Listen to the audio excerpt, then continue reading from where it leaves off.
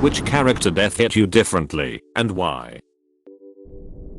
Definitely fricked up by going into this comment section with all these spoilers, but that's on me. Same bro. Yeah, didn't see that coming. I read the first comment and even though I have no idea who the character is, it's gonna set me back a bit in terms of finally making my way to that specific show, now that I know the name of some person who dies. That girl from the bridge to Terabithia. That hit me so hard as an 8-year-old. A kid in my elementary school, who was really smart and way above reading level, had his 7th birthday party to go see this movie. Invited the whole class, but he was the only one who read the book. The rest of the party was just a bunch of parents trying to console their weeping children. One girl was crying so hard she threw up. What a freaking Chad. In Breaking Bad, and Walter's face afterwards just matched mine. You're the smartest man I know, but you're too stupid to realize he made up his mind 10 minutes ago. Kills me every time, no pun intended. What I love about this quote is that it shows how Hank's character had changed too. He made his decision a long time before this, that his job could easily take his life, probably after his time in El Paso, if not before then with Tuco.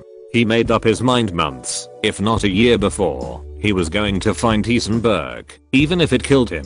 The guy was hellbent on justice, and was such a great foil to Walt. I really wish the series could have continued. BCS doesn't scratch the same itch for me. Ben from Scrubs. He wasn't even a major character, but at the time he was Dr. Cox's only friend, the only one who made him a joyous person, and that gut punch of a twist was something else. Where do you think we are? That's the Brendan Fraser character, right? The guy who constantly took photos? I'm literally watching Scrubs right now, lol. Enjoy those 8 seasons. A Baron. You had him, dude, you freaking had him. No, his death mad me off. Same. I witnessed him defeat the unbeatable, only to get killed due to arrogance. It shattered me when Brooks died in The Shawshank Redemption. His monologue is amazing. Absolutely. One of my all-time favorite movies. For this and many other reasons. I don't like it here. I'm tired of being afraid all the time. I've decided not to stay. Heartbreaking. Boxer, from Animal Farm. He worked so hard his whole life and to be sent to a glue farm, while his best friend screams and runs behind him. Chills, man. Almost stopped reading then and there, because it hit me so hard. Arthur Morgan. He was a good man who was dealt a bad hand. Really sorry for you, son. It's a hell of a thing. Still choke up over this game. When his horse is dying, and he whispers thank you, that crap destroyed me. Mizu's from FMA for me. It's a terrible day for Rain. Well, at least Roy burned the ever-loving crap out of Lust and Envy. Most satisfying ass kickings in the series. Count Olaf in a series of unfortunate events, the books. Just something about a man so shaped by his own misery becoming a figure of cruelty and greed, relentless in pursuing the misery of others. He believes all people are this way in reality, and cannot see through the darkness, uses intelligence and skills for good. Then he just dies, unredeemed on a coastal shelf, and no one has anything to say. That's also what I liked about the books as a kid. There was an underlying message of, sometimes terrible things happen, and there's not much you can do about it, but try to get out the other side kicking. The ending of those books get me too. We don't know if they live or die. The author probably sees them as dead. Stoic from How to Train Your Dragon 2. Not so much the way he died, but the funeral scene, the music and the recital by Gobba. Oh yes, this is the one he just got his wife back. Family's all happy and then he dies. I didn't want to rewatch that movie for a long time, because of how sad I felt about that. At least he got to feel complete and happy again before he went. I can only hope for as much for myself. John Marston. He suffered so much in an attempt to move on from his past, killing all of his former comrades in the process. He finally reunited with his wife and kid, gets a small glimpse at a new life, and then he's shot down in front of a barn like a damn dog. Was painful to watch, doubly so after RDR2 came out. Came here to say this. Adding on, it was so unexpected. They gave you hope that you'd get out of it by sending you into Deadeye. The first time experiencing it, I thought I failed the mission, but the cutscene sealed the deal. I was so shocked and sad. That realization when, no matter how many times you tried, you couldn't win that fight. And the end of RDR2 when the Pinkertons showed up at the farm. Ugh, it gave me goosebumps, and not the good kind. That horse in the never-ending story. Artax. I'm 35 years old and still cannot watch that movie without crying when freaking Artax dies in the goddamn swamp of sadness. The Netflix thumbnail for that movie is that very scene. It's a nice reminder that I don't want to rewatch that fever dream of a film. The Iron Giant. Give me a good growling voiced Superman, and I start to tear up. He did live though. Yeah, literally the last shot of the movie is of his decapitated head opening its eyes and smiling. Actually it's kinda creepy when you put it that way. Ellie from Up. The really sad bit is thanks for the adventure, now go have a new one. I think that's the only movie that ever got dust in my eyes at the beginning and the end. Boromir. First time I ever cried during a movie. I would have followed you, my brother, my captain, my king. As a kid, Legolas was so cool. As a high school / college kid, Gimli was the party fun dwarf. As an adult, Boromir, I understand him. As an adult, I resonate with Boromir so much more. But I hated Denethor as a kid, and I hate him even more as an adult. Washburn in Serenity. He was my favorite character from Firefly, and I just wasn't expecting it at that point in the movie. When Kaylee says, "Wait, where's Wash? He ain't coming." Fry's dog in Futurama. That episode was so heartfelt, and I just couldn't. Perhaps it hits different for me cause my mom is a big Packers fan, but the episode about Fry's mom always makes me tear up. The Yance episode, where he finds out his brother named his nephew for him and gave him the clover. Fuwak. Tadashi Hamada in Big Hero 6. I'm nearly 30 and I cry every time at the scene where Baymax is showing Hiro the videos of Tadashi working on him. One of my favorite movies. Are you satisfied with your care? When Lee died in the Walking Dead game. That crap made me cry. Honestly, that whole episode 5 where everyone starts dying and leaving and getting split apart, all for it to end with Lee and leaving Clementine alone. Absolutely devastating. Ken's possible death in season 2 hit me just as hard as Lee's. Sam, the dog, in I'm Legend. Because he was Will Smith's friend, and he had to put her down. And the last part of his family left.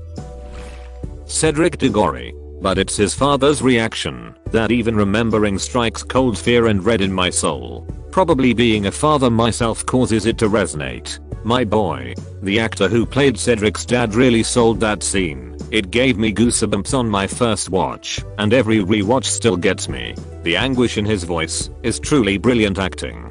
Agreed. I found his performance absolutely perfect. It is one of those situations that truly made me feel like I was intruding on someone's deeply personal pain. It made me feel like I didn't belong there, if that makes sense. Finnick Otter from the Hunger Games. I remember being a junior in high school, reading Mockingjay in class and then suddenly, Finnick dies. I was so taken aback and shocked, I had to look up from my book and glance around, because I thought I had made a noise. Turns out, I didn't, but I had to read his death scene a few times to really understand what just happened. Needless to say I started to tear up and had to go to the bathroom to calm down. Lol. His death in the books too. Jesus. So much more brutal than the films. Eaten by gator monsters. Immediately after getting married to the girl he loved and knocking her up. Open bracket.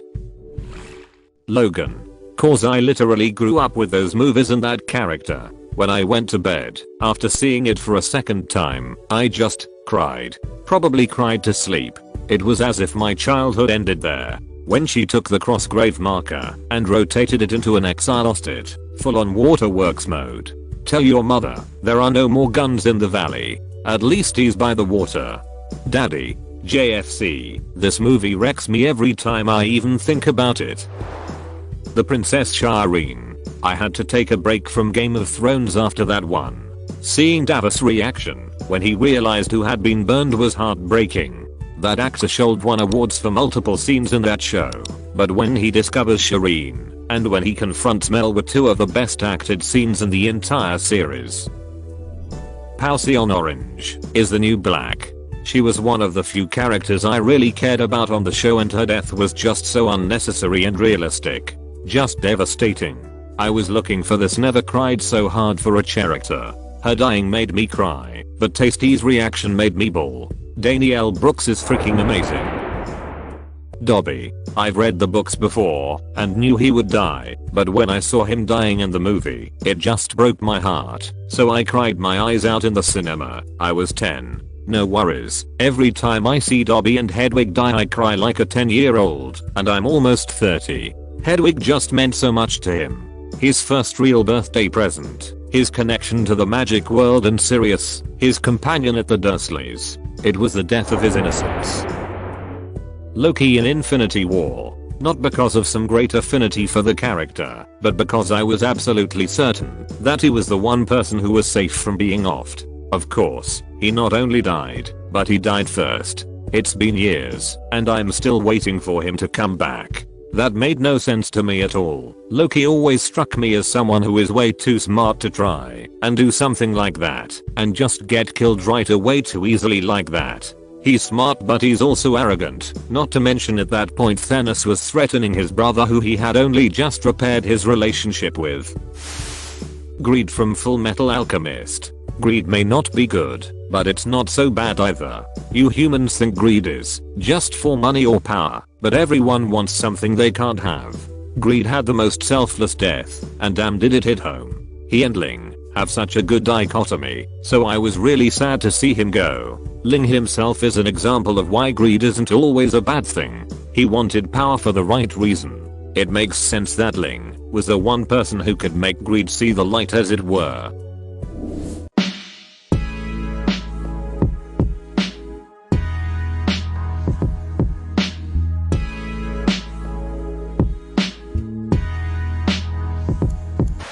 This might be cheating, but in Sherlock, when Sherlock fakes his death and the way it affects Watson, his speech when he stands by Sherlock's grave gets me every time. And when John's wife dies, it made my dad cry too. He said, "That's a very hard thing. Now he has to try and figure out how to put his life back together." My dad refused to continue watching the series after that event. Lenny in Of Mice and Men. I had this death spoiled for me by missing a day of English class while we were reading the book. I walked in, and in big letters on the whiteboard it was just, "Why did George kill Lenny?" I was devastated. That's why you always do your homework. You played yourself. Ragnar from Vikings. He was the one aspect that balanced everything. After he went, their community went to crap.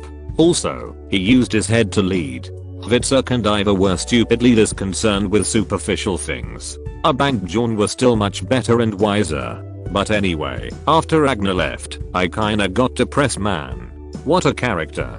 His soliloquy about Athelstan and how he'll never be able to meet him again. The king of the Vikings, sieging Paris and humiliating his childhood friend, is doing it all because to avenge Athelstan. What about when he said goodbye to his dead daughter? Basically just a dude acting alone into the camera for 2 minutes, but it's so devastatingly real. Travis Fimmel deserves more work. Rick and Morty Season 1 Episode 6. Morty's creepy love potion goes wrong. Rick can't fix it, and they have to travel to another reality where they were dead, but the world wasn't ruined. They bury themselves in the backyard and assume their lives like nothing happened. In the 8th episode of the season, Morty convinces his upset sister to stay home and not move away. He says, "On one of our adventures, Rick and I basically destroyed the whole world, so we bailed on that reality and we came to this one, because in this one, the world wasn't destroyed, and in this one, we were dead. So we came here, and we buried ourselves, and we took their place. And every morning, summer, I eat breakfast 20 yards away from my own rotting corpse." Summer, so you're not my brother? Morty, I'm better than your brother. I'm a version of your brother you can trust when he says don't run.